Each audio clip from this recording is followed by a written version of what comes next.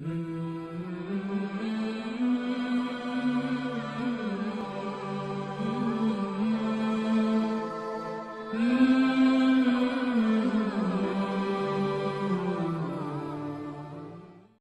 warahmatullahi wabarakatuh. Alhamdulillah wassalatu wassalamu ala Rasulillah. Segala puji dan puja kehadirat Allah Subhanahu wa taala, juga salawat dan taslim kepada Nabi besar Muhammad sallallahu alaihi wa ala alihi wa sahbihi wasallam. Saudaraku siman, seperti biasa di hari Kamis siang hari pukul 13.00 waktu Indonesia Barat kita melanjutkan bedah buku kita Kuni Zaujatan Najihah. Jadilah istri yang sukses, dan terjemahan oleh penerbit adalah Menuju Rumah Tangga yang Bahagia. Dan kita masih membahas tentang masalah bagaimana sikap seorang istri dalam berumah tangga dan bersikap kepada suaminya. Yang lalu sempat kita membahas tentang masalah dusta yang dibenci. Saya ingatkan kembali, kata penulis adalah misalnya istri menyebutkan sesuatu yang berbeda dengan kenyataannya, atau menyembunyikan sesuatu yang mungkin bisa berpengaruh dalam memahami satu persoalan.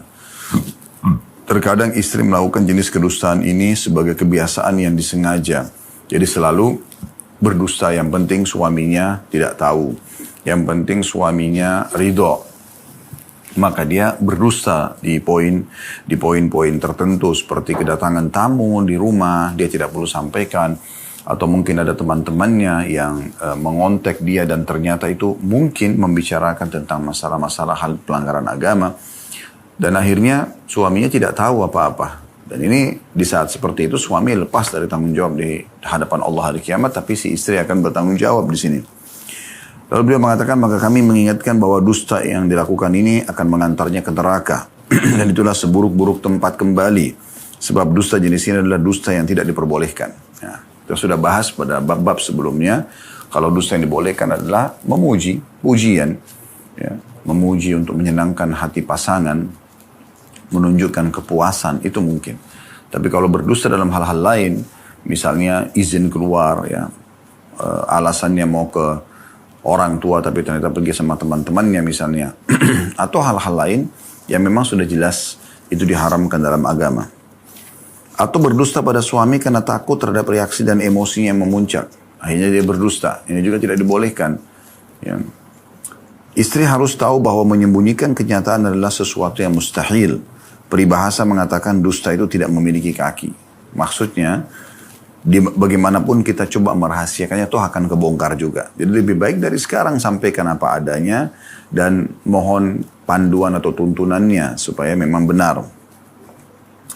Karena itu biasakanlah dirimu untuk berterus terang dan berdoalah kepada Allah agar urusanmu berlalu dengan baik. Jangan lupa memohon pertolongan kepada Allah. Jadi itu yang paling baik dalam melalui satu proses permasalahan. Ketahuilah bahwa dustamu itu akan menghilangkan kepercayaan suamimu kepadamu.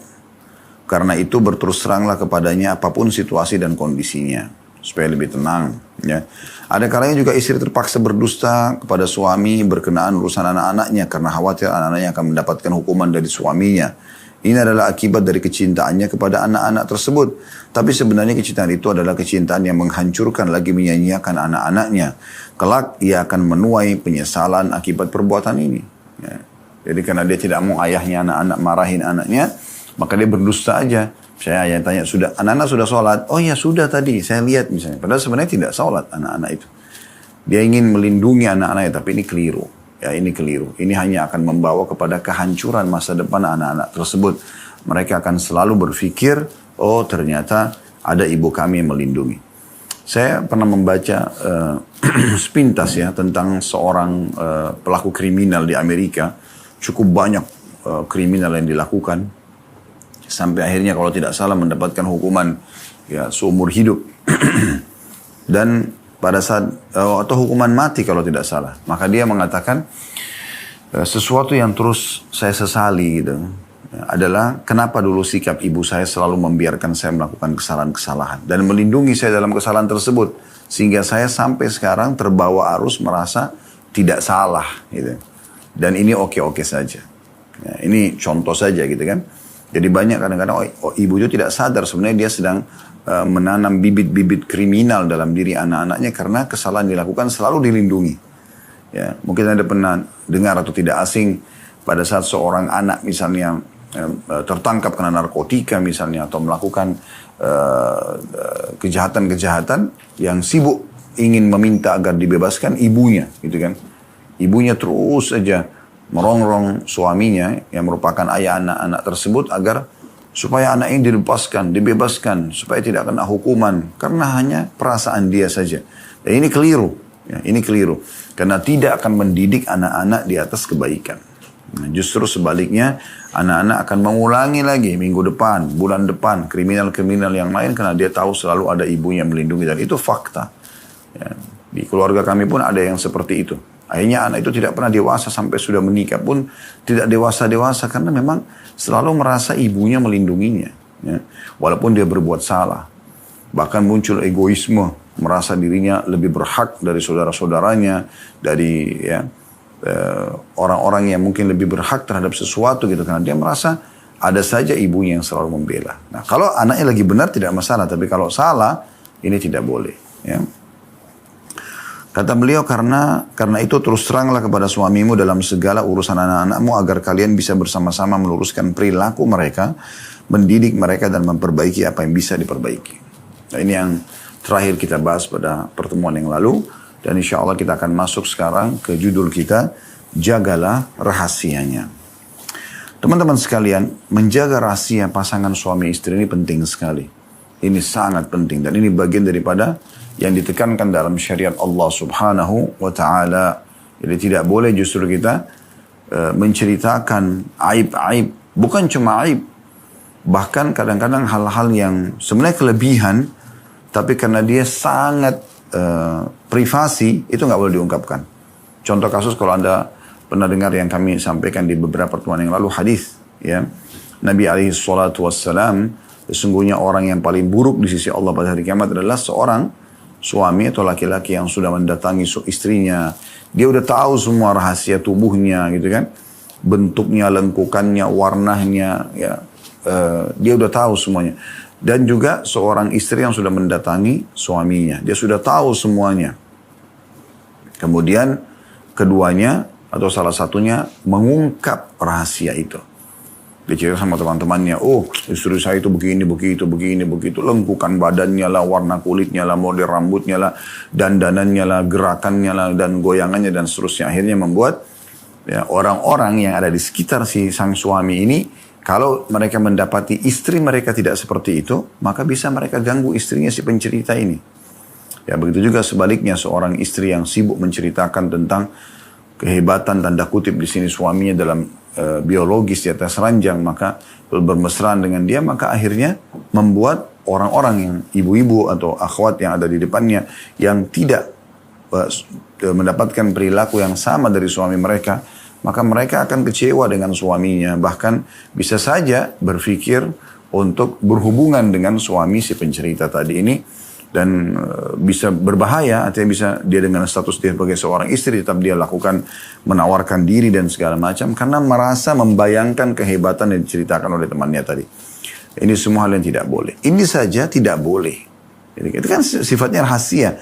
Allah Subhanahu wa Ta'ala membuat kita bisa membuka baju kita yang tadinya menutupi badan ini, ya, itu di depan pasangan ini, dan kita saling menikmati sepuas-puasnya, semaunya. Yang penting jangan sampai hal yang diharamkan saja itu meletakkan kemaluan pada saat haid dan nifas, atau memasukkan kemaluan laki-laki di dalam dubur wanita. Maka ini saja yang tidak boleh. Selain daripada ini dibolehkan istimta' atau menikmati, ya, atau menikmati. Maka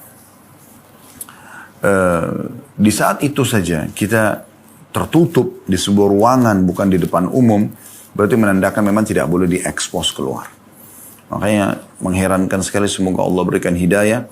Sebagian orang bahkan dengan tidak punya rasa malu, mereka mengekspos kemesraan itu di media sampai berlebihan, sampai akhirnya orang-orang itu pada cemburu, atau bahkan mungkin orang mencontohi keburukan itu dan dia panen dosanya. Karena kata Nabi SAW kan, siapa yang menunjukkan satu perbuatan kebaikan dan ada yang mengikutinya, maka dia akan panen pahala orang yang mengikutinya. Sebaliknya, siapa yang melakukan perbuatan kejahatan, maka dia akan, ya, dan ada yang ikuti dia, maka dia akan panen pahala dosa orang-orang yang mengikutinya itu. Jadi ini poin yang harus diperhatikan baik-baik ya.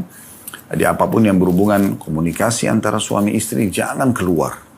Bahkan kepada orang tua kita sekalipun. Kecuali memang itu sebuah kelebihan. Misalnya Anda diberikan hadiah bunga, diberikan hadiah mobil, kendaraan misalnya atau rumah atau. Mungkin kelebihan-kelebihan yang positif seperti itu tidak ada masalah.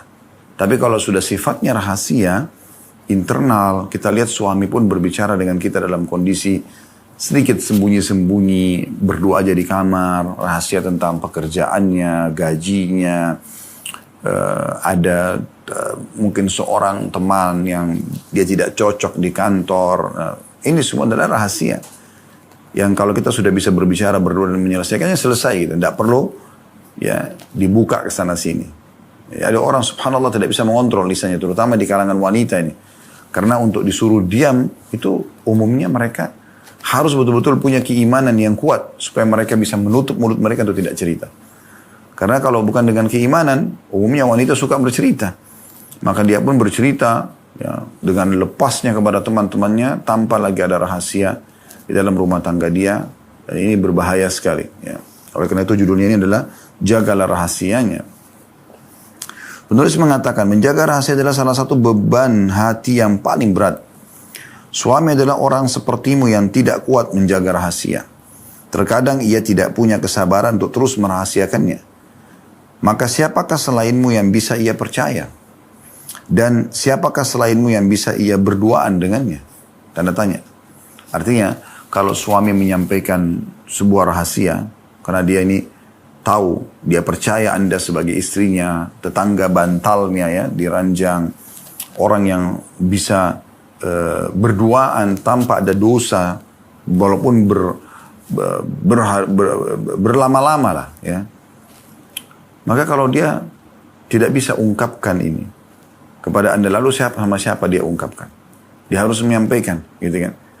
Nah di saat Anda ini diungkapkan rahasia tersebut, tujuannya untuk apa? Supaya Anda juga merahasiakannya. Cuma tinggal berdiskusi supaya ada teman dia untuk berdiskusi, ya. Sini juga penulis mengatakan, siapakah selainmu yang bisa ia tampakkan ruh dan perasaannya? Tidak mungkin. Sama orang tua pun, sama ibunya pun, gak mungkin semua dia bisa ungkapin. Ada hal-hal tertentu, ya. Apalagi kalau berhubungan dengan masalah hal-hal dia pribadi. Mungkin ada permasalahan yang dia hadapi, ya. Penyakit misalnya atau apa yang dia tidak berharap keluar. Maka Anda lah yang dia bahasakan. Lalu dikatakan, siapakah selainmu yang kemaslahatanmu adalah kemaslahatannya, keterjagaanmu adalah keterjagaannya, kemudaratannya adalah kemudaratanmu, dan masa depannya adalah masa depanmu. Siapa kira-kira? Kalau bukan suami. Dan siapa yang diharapkan oleh suami kalau bukan istri? Ini kedua ini betul-betul partner hidup yang luar biasa, yang harus semuanya ya saling terbuka, semuanya saling memenuhi, semuanya saling menyempurnakan, saling menopang, dan seterusnya. Engkaulah tempatnya menyimpan rahasia. Ini jadi saksi bahasan kita. Ia menyampaikan segala isi hatinya, kepenatannya, janji-janjinya, dan segala urusannya. Baik kecil maupun besar. Lalu ia merasa lega dan hatinya merasa nyaman. Ketika ia meletakkan rahasianya di sisimu, maka engkau adalah orang yang diberi amanah terhadap suamimu berikut segala rahasianya. Banyak sekali orang subhanallah tidak ada rahasia suami, semuanya dibuka walaupun itu rahasia-rahasia pribadi. Apalagi kalau sampai terjadi perceraian, habislah semua. Ya, padahal sebenarnya tidak perlu. Anda merasa tidak cocok, ya sudah, kita sepakat untuk tidak jalan sama-sama, perceraian terjadi, selesai. Nggak perlu lagi kita ungkap sana sini, ya, segala macam yang berhubungan dengan masalah rahasia-rahasia tersebut. Untuk apa? Kita menyebar aib seorang muslim misalnya. Kalau di mata kita aib, hanya karena Anda sudah tidak cocok, Anda bercerai, kemudian Anda tidak bisa terima, lalu Anda harus menjatuhkan dia, ini betul-betul dari syaitan. Nggak ada urusannya sama sekali, udah. Anda bercerai tidak cocok, ya sudah. Sampai sini mungkin kita tidak bisa sejalan. Jalannya dia ke A, kita ke B. Dan selalu coba dicari titik temu, jalan tengah tidak pernah bisa, ya sudah. Masing-masing jalan dan diam saja. Gitu kan. Selesai. Orang tanya kenapa, oh memang jodohnya sampai di sini. Selesai. Gitu. Jadi nggak usah sampai dibesar-besarkan, dijadikan sebagai sebuah permasalahan. Dan akhirnya juga mengombar sana sini yang dianggap rahasia. Apalagi kalau dianggap aib. Jadi beliau ulangi lagi, beliau mengatakan ketika yang meletakkan rahasianya di sisimu, maka engkau adalah orang yang diberi amanah terhadap suamimu berikut segala rahasianya. Rumah adalah harta paling istimewa yang dimiliki laki-laki. Di dalamnya ia meletakkan segala kebutuhannya, hal-hal yang bersifat pribadi dan apa yang tidak ia inginkan dilihat oleh orang lain, meskipun itu adalah kaum kerabat dan keluarganya. Rumah yang disiapkan oleh para suami, ya, dan dia biarkan istri dan anak-anaknya tinggal di sana, itulah tempat rahasianya dia sebenarnya. Itulah dia letakkan pakaian-pakaian dalamnya, disitulah dia letakkan surat-surat berkas-berkas yang dia anggap penting, disitulah dia mandi, membuka pakaiannya, di sanalah dia tidur, di sanalah dia kalau sakit istirahat. Dan andalah wahai para istri yang ditempatkan oleh Allah SWT dan dipilih oleh suami untuk menempati rumah tersebut. Berarti memang seluruh rahasia rumah itu ada di tangan Anda. Karena itu wahai istri, hendaklah engkau membantu suamimu dalam menaruh kepercayaannya kepadamu. Bantu dia supaya dia selalu merasa tenang, karena semua yang dia katakan jangan cerita sama orang ya, iya, memang tidak keluar. Bertahun-tahun selama Anda mengabdi sebagai seorang istri, Anda selalu patuh padanya, sehingga dia tidak pernah ada punya rahasia karena dia merasa tenang. Anda seperti seorang sekretaris pribadi yang luar biasa, yang menghilangkan kepenatan pada saat dia penat, ya, menghilangkan capeknya pada saat dia capek, kemudian menghiburnya pada saat dia sedang sedih, bercengkrama, memuaskan kebutuhan-kebutuhan pasangan suami istri, makan sama-sama, istirahat sama-sama, semuanya. Allah suruh kita menikmati itu, bukan justru kita tanda kutip menjadi musuh bagi pasangan. Ada sebagian orang subhanallah menikah hanya tahu memata-matai suaminya atau istrinya ngapain. Ini betul-betul dia tidak menikmati hidup, karena semua detik hidupnya diikuti dengan ketakutan-ketakutan. Kekhawatiran-kekhawatiran, kecurigaan-kecurigaan. Selalu saja yang ada pasti curiga. Curiga ini membawa kepada apa? Cemberutnya wajah, kasarnya sikap, kasarnya tutur kata, semua akan begitu. Tapi kepercayaan akan membuat apa? Ketenangan jiwa. Ya.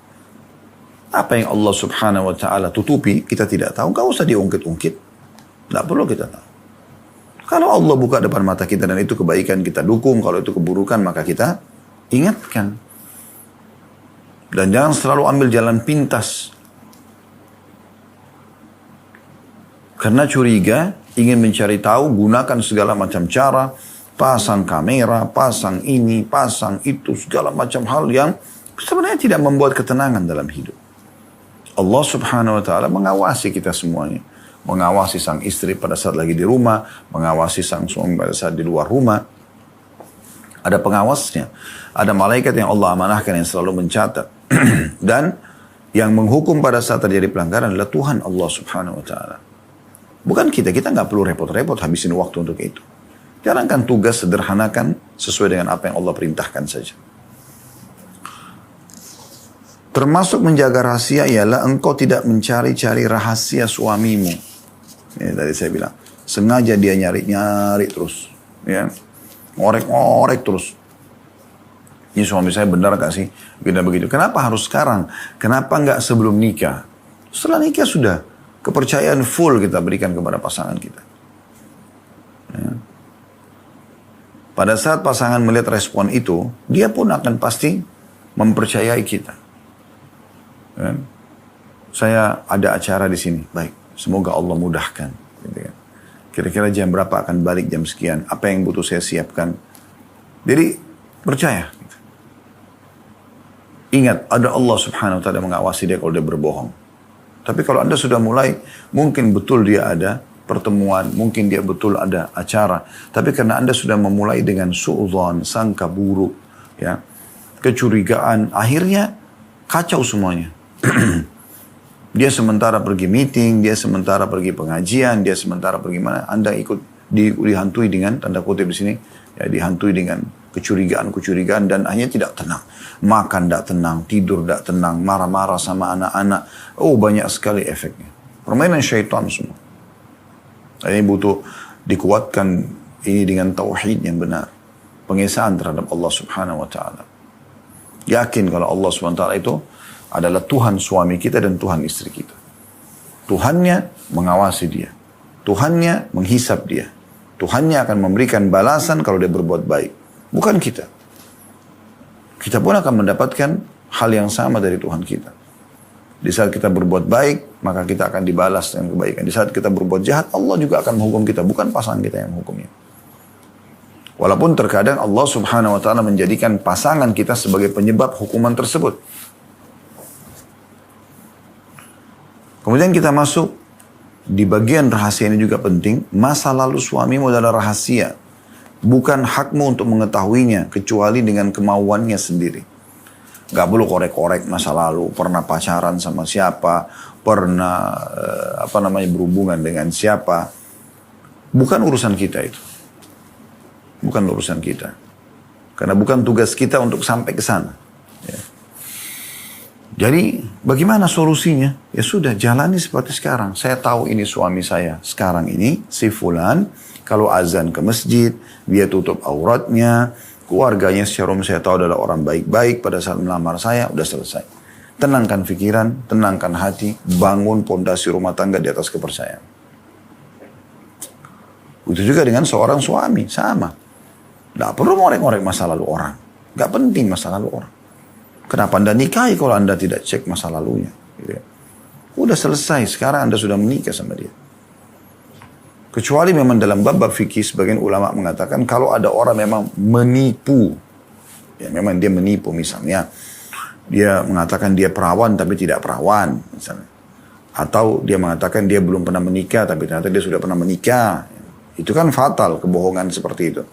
Di saat itu orang bisa gitu, untuk mempunyai opsi ya.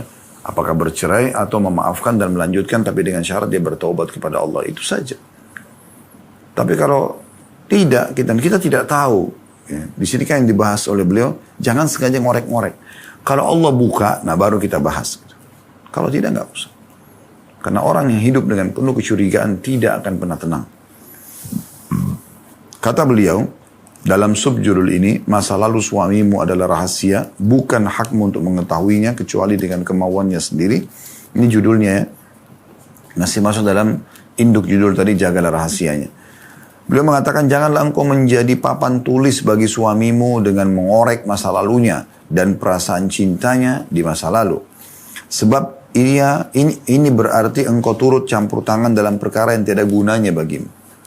Sesuai dengan hadis Nabi alaihi salatu wassalam diriwayatkan oleh Tirmidzi dan disahihkan oleh Syekh Albani dalam Sahih Tirmidzi nomor 2317. Kata Nabi SAW, min husni islamil mar'i tarkuhu ma la ya'nih. Di antara pertanda bagusnya keislaman seseorang adalah meninggalkan apa yang tidak berguna baginya.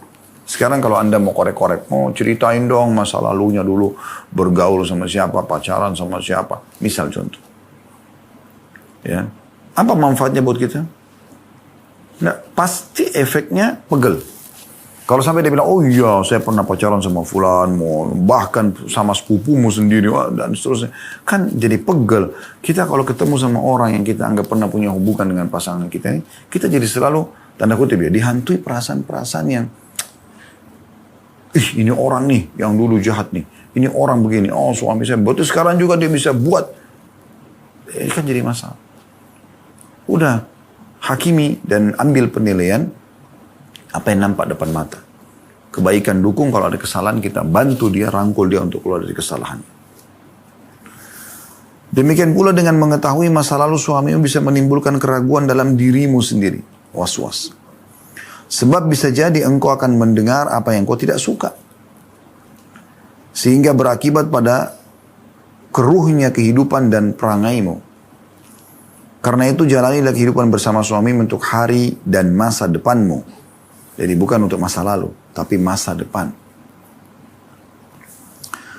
Ingatlah sabda Nabi SAW, Inna min asyarrin nasi indallahi manzilatan yawmal qiyamati rajulu yufdi ila imraatihi wa tufdi ilaihi thumma yanshuru ahaduhuma sirra sahibiha atau sahibahu.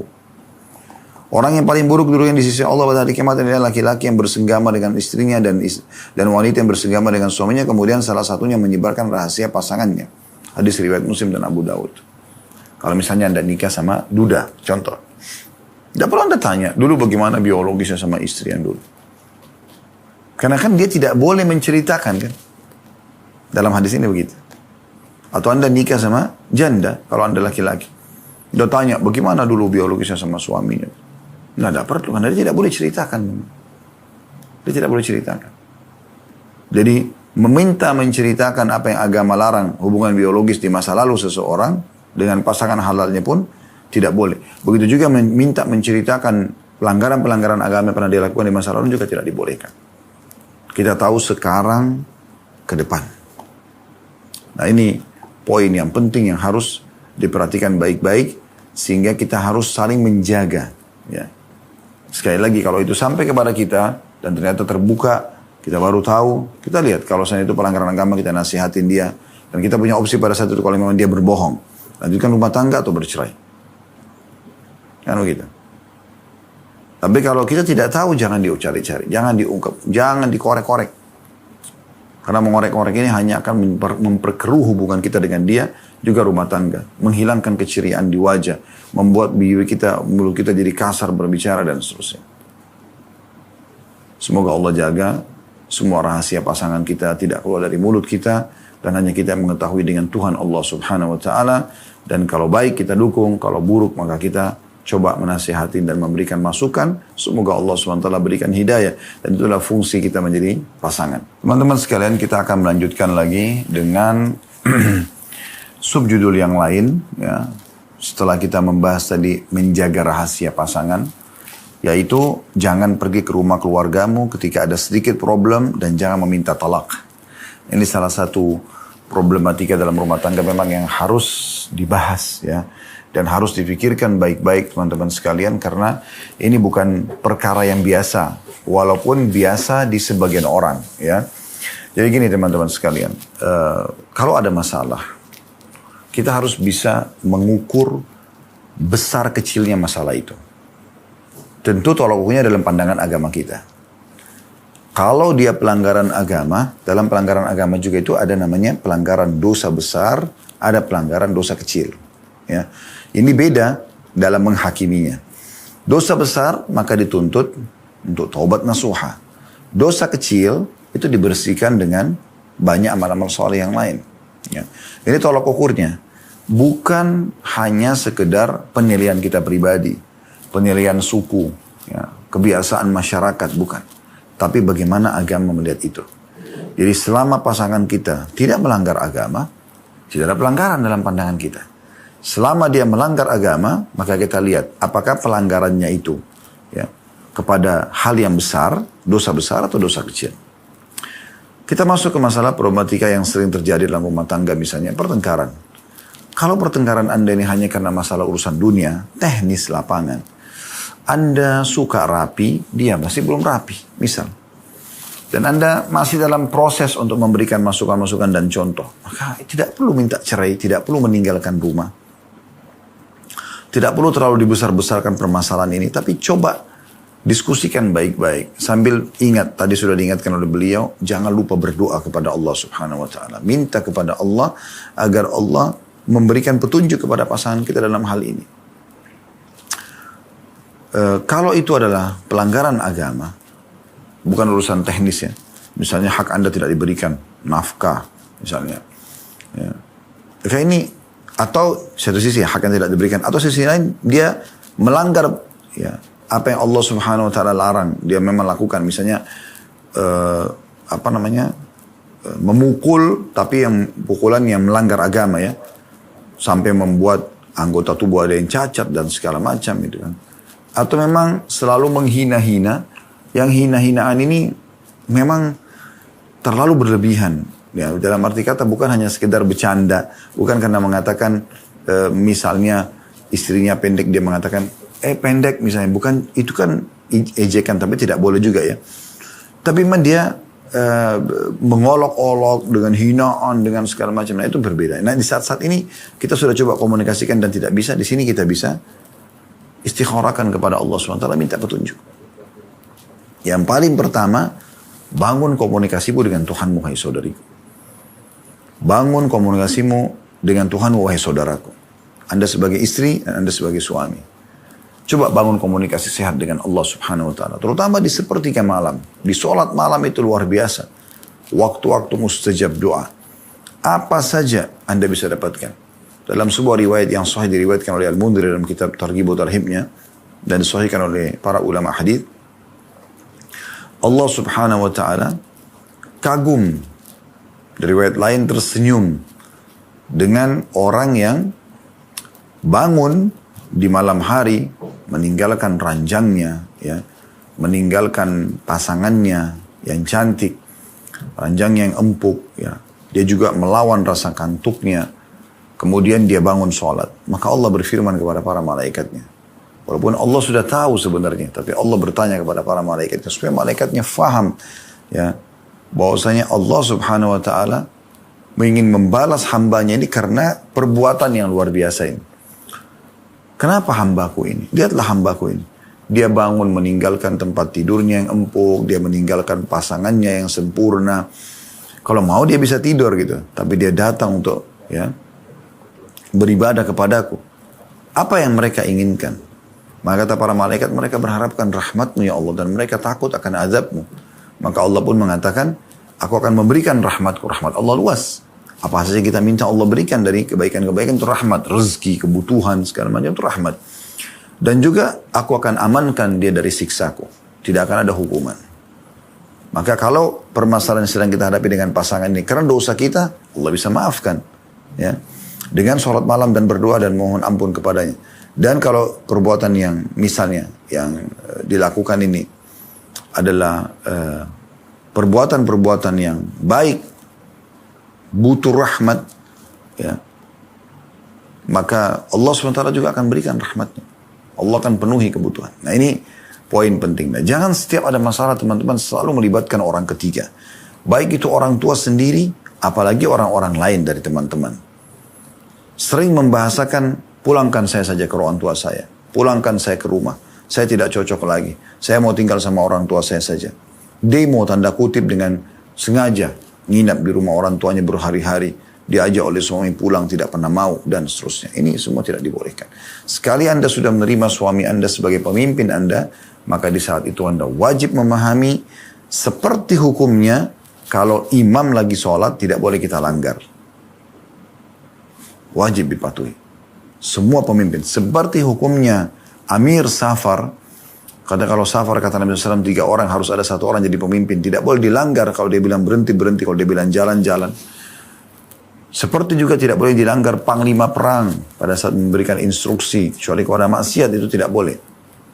Seperti juga hukumnya tidak bolehnya melanggar pemimpin negara di saat memang dia tidak memerintahkan pada maksiat. Begitu juga dengan suami. Begitu juga dengan suami. Sampai seorang sahabat Nabi pernah berkata kepada Utsman radhiyallahu anhu, karena Utsman jadi pemimpinnya pada saat itu, saya kalau seandainya Anda suruh saya berdiri di satu tempat, saya akan berdiri semampu saya dan saya tidak akan bergerak sampai Anda mengatakan kepada saya pindah. Karena perlunya patuh kepada pemimpin. Coba bayangkan. Ya.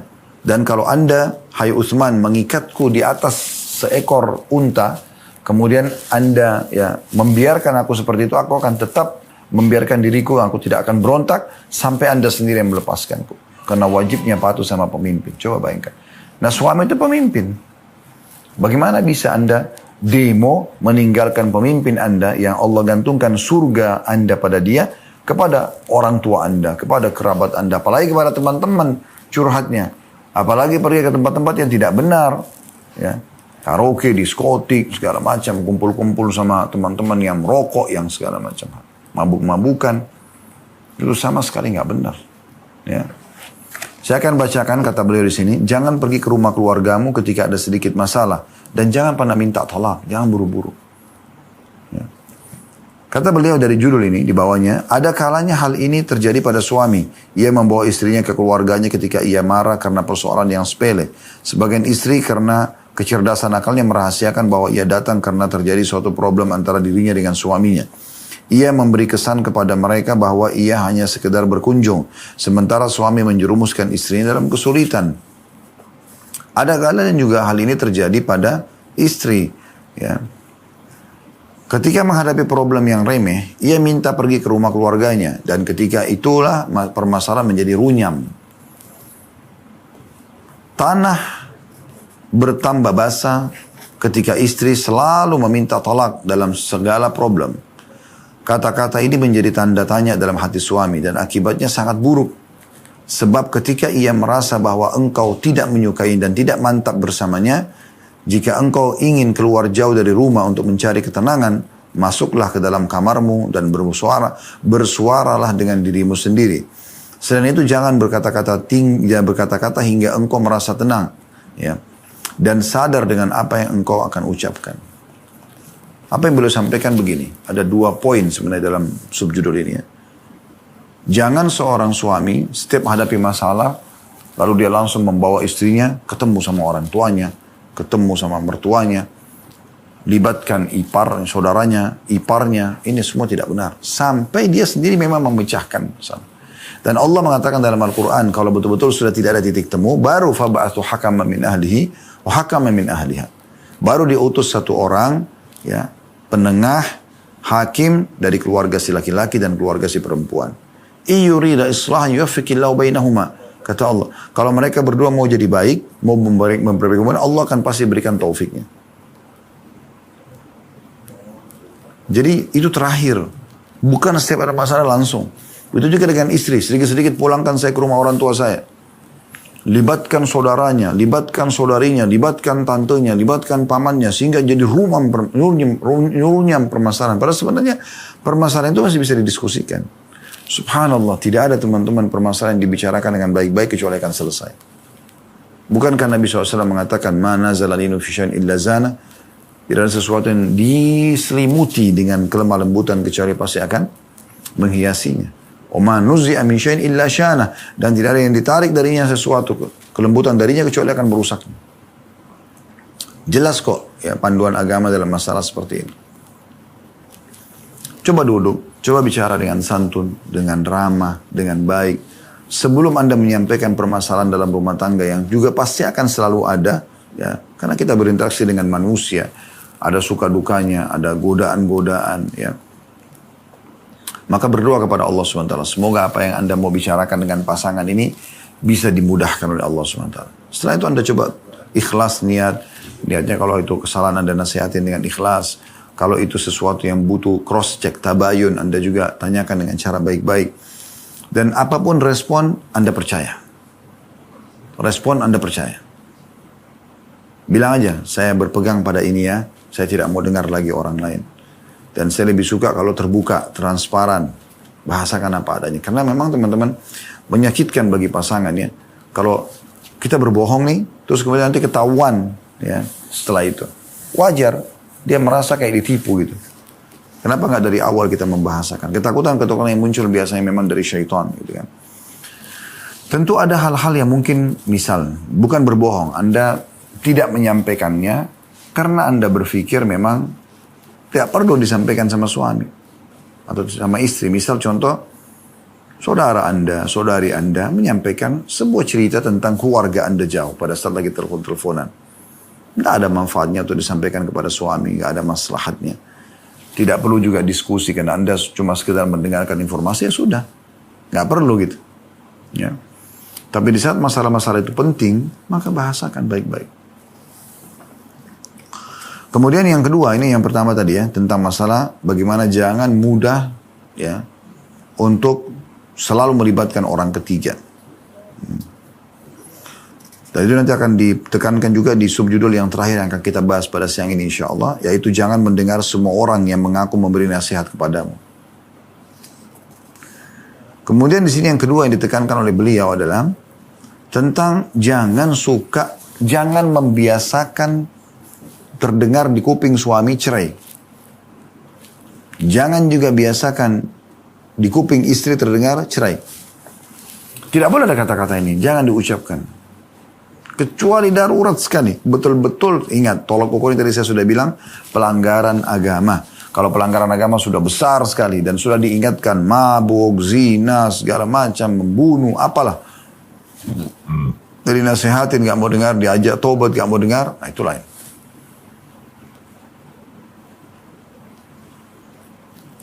Baru kita bisa bilang, sepertinya tidak bisa nih. Perceraian harus terjadi. Karena sudah tidak memungkinkan. Tapi kalau selain daripada pelanggaran agama, maka nggak perlu minta cerai untuk apa? Masih ingat hadis Nabi SAW tentang wanita yang kata beliau, wanita manapun yang meminta cerai tanpa udzur syar'i, tanpa ada alasan agama tolak ukurnya, maka haram baginya mencium bau surga. Kan begitu. Tentu umumnya teman-teman sekalian kalau laki-laki itu jarang sekali sering mengucapkan kalimat cerai. Karena suami itu kalau sudah, atau laki-laki sudah memilih seorang istri sebagai istrinya, umumnya pasti dia akan mempertahankan. Kecuali ada hal-hal yang betul-betul menyakitkan sekali buat dia dan dia sudah ditipu misalnya, dibohongin segala macam, itu mungkin. Tapi kalau enggak, dia pasti akan pertahankan. Makanya Allah SWT letakkan kalimat talak itu di lisannya suami. Karena suami itu umumnya laki-laki tidak mudah mengatakan saya ceraikan kamu. Allah tidak berikan kalimat ini di istri. Istri harus mengajukan khulu, menarik hak ya, kekuasaan suami melalui hakim. Itu baru bisa jatuh talak. Karena kalau talak di tangan istri, maka kecewa sedikit dia akan ceraikan suaminya. Mungkin satu hari dia bisa 5-6 kali menceraikan suaminya. Tapi kalau laki-laki tidak seperti itu. Makanya lebih fokus ini dikatakan, jangan biasakan dengarkan di kuping suami, cerai. Apalagi tadi hadis ada ancaman tidak akan mencium bau surga. Maka hati-hati wahai muslim. Kita waktu mengabdi dengan suami, waktu semasa hidup saja di dunia. Ya. Kemudian yang terakhir teman-teman, subjudul yang kita bahas pada kesempatan ini adalah jangan mendengarkan semua orang yang mengaku memberi nasihat kepadamu. Jangan mendengar semua nasihat dikatakan kepadamu dari orang-orang yang ada di sekitarmu. Sebab tiap-tiap orang memiliki cara pemuasan dan interaksi yang berbeda dengan yang lainnya. Karena itu, jadilah engkau sebagai orang yang bijak dalam menerima nasihat dan jangan mendengarkan semua yang dikatakan kepadamu. Sebab jika tidak, engkau akan menjadi orang yang berubah-ubah dan tidak memiliki pendirian. Nah, jadi, orang memberikan masukan, jangan semua diterima. Di saat Anda memang butuh masukan tersebut, Anda lihat orang ini bijaksana, Anda tanya kepada dia, oke. Tapi jangan semua orang kita dengarkan. Bayangkan teman-teman kalau kita nggak punya pendirian. Semua orang, masukan orang kita terima. Contoh misalnya, kita cat rumah kita warna coklat muda misalnya. Atau krem. Datanglah, kalau kita tidak punya prinsip ya. Datanglah di hari itu misalnya 5 orang tamu. Tamu yang pertama datang mengatakan, kok dicat warna coklat ya? Tanpa kita nanya saran gitu. Terus dia nggak punya pendirian. Lalu dia mengatakan, terus menurut kamu warna apa? Menurut saya warna biru. Catlah warna biru. Tamu yang kedua datang suka warna hijau, dicat warna hijau. Jadi berwarna-warni dalam sehari. Coba bayangkan. Ada orang begitu, tidak punya prinsip. Nggak, kita harus punya prinsip. Tolak ukurnya adalah agama. Kalau benar secara agama, selesai. Kalau salah secara agama, maka selesai juga. Maksudnya benar kita dukung, kalau salah kita luruskan. Dan kalau ada hal-hal yang sudah disepakati dengan pasangan, udah sepakat itu kesepakatan kita. Inilah produk kami. Misalnya Anda sudah sepakat sama suami untuk beli satu jenis mobil misalnya. Udah sepakat ini. Mereknya merek A misalnya. Kemudian tetangga, kerabat segala macam datang misalnya. Oh, kok beli merek itu sih? Bagusnya merek ini. Punya prinsip. Bahasakan. Inilah pilihan saya sama suami. Dan alhamdulillah kami puas dengan ini. Jadi tutup pintu celah mereka memasukkan syubhat kepada Anda. Kalau tidak, memang kenapa? Oh, mobil ini kurang bagus karena ini dan itu. Padahal Anda tahu kemampuan Anda, suami Anda dan suami cuma sebatas mobil itu saja. Dia mau bicara mobil kualitas yang lebih bagus. Kalau Anda tidak punya prinsip dan pendirian, Anda akan mengatakan pada suami, kata teman saya itu lebih bagus, kita jual aja yuk. Suami juga kadang-kadang kalau sama dengan tidak punya pendirian juga akan sibuk jual. Akhirnya rugi mobil, utanglah sana sini dan segala macam hal. Makanya di sini beliau katakan itu, ya. Sebab jika tidak engkau akan menjadi orang yang berubah-ubah dan tidak memiliki pendirian. Dengarkanlah nasihat dari para ahli dan spesialis saja. Kalau penyakit ke dokter, kalau permasalahan agama kepada dai dan ulama. Ya. Jangan ngomong sama semua orang. Apalagi ngomong sama orang yang gagal di bidang itu. Misalnya ngomong masalah problem rumah tangga dengan janda dan duda. Yang bukan karena meninggal ya. Memang berpisah. Apalagi sudah berulang kali berpisah. Tanda tanya. Ada masalah apa orang ini? Lalu kenapa kita konsultasi? Kalau kita komunikasi dan konsultasi dengan dia, dia akan berikan solusi seperti yang dia lalui. Cerai juga akhirnya. Saya pernah lalui kok. Oh nggak apa-apa. Hidup enak aja. Nah. Padahal sebenarnya belum tentu. Pasti dia akan mengalami suka dukanya. Berusahalah untuk mengetahui tabiat suamimu, apa yang disukainya dan apa yang tidak disukainya. Jangan perkenankan seorang pun ikut campur dalam urusan-urusan pribadimu. Biarkan kamu yang mengetahuinya. Jangan buat orang lain yang menilai. Menurut kau suamiku bagaimana ya? Menurut kau istriku bagaimana ya? Apa urusannya sama orang? Yang lebih tahu kita dan yang lebih butuh kita. Kenapa kita nggak cari tahu? Apa yang dia suka, apa yang dia tidak suka. Karakter-karakter dasar dalam hidup. Kan bisa kita dalam interaksi sehari-hari kan. Nah dari situlah kita kenali. Kalau baik kita dukung. Kalau tidak baik dan ingat walaupun agama, maka kita ingatkan. Janganlah menjadikan keterpengaruhanmu terhadap semua problem orang lain mengungkung kehidupanmu dan perangaimu. Jangan sampai apa yang terjadi pada mereka terjadi pada dirimu. Maksudnya di sini, paragraf terakhir ini, jangan sampai kamu sibuk selalu mendengarkan permasalahan orang. Padahal misalnya kau bukan juga ahlinya gitu kan. Selalu dengerin curhatan teman, apa-apa, dia lagi sibuk nih, lagi ada waktu lowong. Pokoknya dipakai zikir, dengerin ilmu, cari yang bermanfaat lah ya, silaturahmi keluarga, jenguk orang sakit. Dia malah terlalu cari di kontaknya, siapa lagi temannya yang bisa dia kontak untuk menerima curhatnya. Curhatnya nggak apa-apa kok, saya lagi kosong. Dia dengarlah permasalahan-permasalahan tersebut. Nah ini juga bisa merusak ini. Karena bisa saja bukan positif yang didapatkan, tapi negatif. Karena kan orang lagi menyampaikan hal yang negatif pada saat curhat itu. Maka bisa mempengaruhi jiwanya. Dan ini semua bisa merusak keharmonisan rumah tangga tentunya. Insya Allah kedepannya kita akan masuk ke bab yang ketujuh, perasaan cinta dalam rumah tangga atau kehidupan rumah tangga dengan beberapa sub-sub judulnya. Semoga teman-teman sekalian semua yang sedang menghadapi permasalahan dipecahkan oleh Allah Subhanahu Wa Taala, diberikan jalan keluar yang terbaik, dan juga sisa umur kita yang dibahagiakan oleh Allah Subhanahu Wa Taala, diberikan kemudahan-kemudahan dalam segala permasalahan, dan juga selalu saja dilimpahkan rahmat dan nikmatnya. Allahumma amin. Kalau benar dari Allah, kalau salah dari saya mohon dimaafkan. Subhanakallahumma bihamdika. Asyhadu an la ilaha illa anta astaghfiruka wa atubu ilaik. Wassalamualaikum warahmatullahi wabarakatuh.